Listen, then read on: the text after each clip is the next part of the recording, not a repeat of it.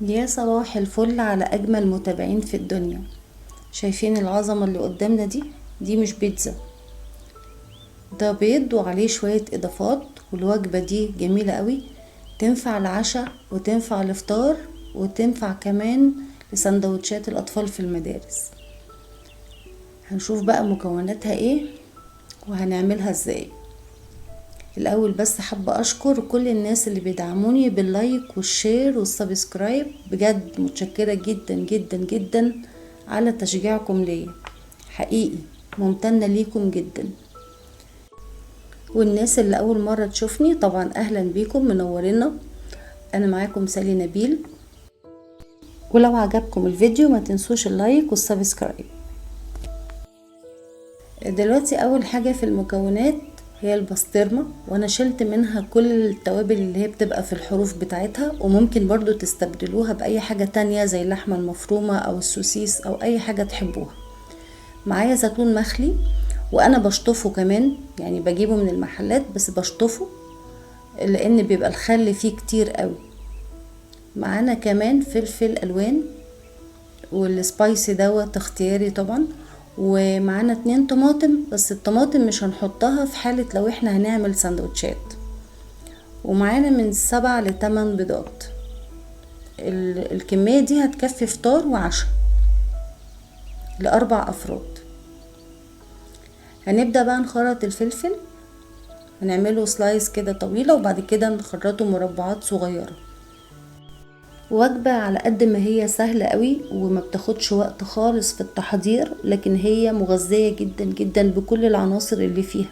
عندنا خضروات وعندنا بروتين وعندنا كل حاجة، يعني فيها هي وجبة متكاملة بصراحة، وما بتاخدش وقت خالص. احنا يدوبك بس هنقطع كل الحاجات مع بعض ونخلطها وندخلها في الفرن، مش اكتر من كده يعني. زي ما احنا شايفين دلوقتي انا خلصت الفلفل الاحمر، وبعد كده الفلفل الاصفر، يعني بنخلص حاجة حاجة، واحدة واحدة، بسيطة خالص يعني. اهم حاجة ان الطماطم في ملحوظتين بالنسبة للطماطم بالذات يعني. لازم افضي منها البذر والمية اللي فيها، ما ينفعش ابدا احط المية بتاعت الطماطم او البذر في الخلطة اللي احنا هنعملها دلوقتي. دي اول حاجة. الحاجة التانية، لو انا هدي الوجبة دي للاطفال في المدرسة، ما ينفعش برضه نبقى حاطين فيها طماطم، عشان الطماطم لونها ريحتها بتتغير وبتبوظ.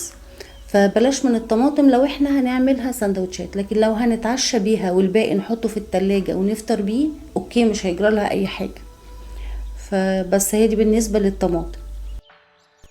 بدأنا بقى في تكسير البيض واحدة واحدة. زي ما قلت لكم دول حوالي 7 أو 8 بيضات، يكفوا 4 أفراد فطار وعشاء. كمية حلوة يعني، وجبة متكاملة. تمام. بعد ما بخلص كل الكمية انا بحط بس فلفل اسود وملح، وما بكترش في الملح خالص، هي معلقة واحدة بس. ليه؟ لان احنا عندنا البسطرمة متبلة، الزيتون اساسا مخلل، حتى لما بنشطفه برضو طعم الملح والخل اللي فيه ما بيروحش قوي، فبرضو يعتبر يعني فيه التوابل بتاعته. فاحنا يدوب بس بنحط للبيض شوية الملح والفلفل وخلاص على كده، وبنضربهم. بضرب فيهم شوية كده عشان ما يبقاش فيهم اي تكتلات. حطيت الفلفل الالوان،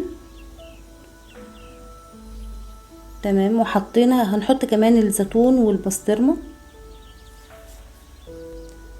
انا كنت محضرة بقى البسطرمة ومقطعاها صغير خالص، ومطلعة منها كل التوابل اللي فيها علشان ما تخليش الوجبة نفسها تبقى طعمها مالح، فبطلع منها كل التوابل اللي فيها. وبرضو نفس الحكاية الزيتون، لان الزيتون لما بنشتريه بيبقى غرقان في الخل، فطبعا انا باخده اشطفه شوية كده بالمية، بحيث ان هو ينزل شوية من الخل اللي فيه، يعني مش بيروح كل الطعم، ولكن بيبقى طعمه اخف شوية. بالنسبة للفلفل الحامي، احنا كنا مقررين ان احنا هنعمل جزء منها عادي مش حار وجزء حار، وبعدين في اخر لحظة غيرنا رأينا وقلنا خلاص نعملها كلها مش حار. بس فهو حاجة يعني اختياري يعني. خلاص كده احنا خلطنا كل المكونات مع بعض وحطيناها في الصينية، والصينية على فكرة ولا فيها زيت ولا فيها سمنة. من مميزات الوجبة دي ان هي ولا فيها زيت ولا سمنة ولا اي دهون خالص، فهي برضو بتنفع للناس اللي عاملة دايت، ان هي تاخد حتة كده منها ومفيش اي دهون خالص في الموضوع. هندخلها بقى الفرن او الميكرويف، او مثلا لو مفيش لا ده ولا ده يبقى ممكن على البوتاجاز من فوق ونغطيها، ونوطي عليها النار طبعا لغاية لما تستوي. بنعرف ان هي استوت ازاي، ان احنا بنحط بوز السكينة او الشوكة، لو طلعت نظيفة يبقى خلاص كده استوت، لو طلعت فيها لسه بيض سائل يبقى نسيبها شوية. بصوا بقى قد ايه شكلها جميل بعد ما استوت، وطعمها جميل جدا جدا، هتعجبكم قوي. اتمنى فعلا ان انتوا تجربوها وتقولوا لي رأيكم في الكومنتات، حقيقة هتعجبكم. أكلة سهلة ولذيذة وما أخدتش أي وقت خالص.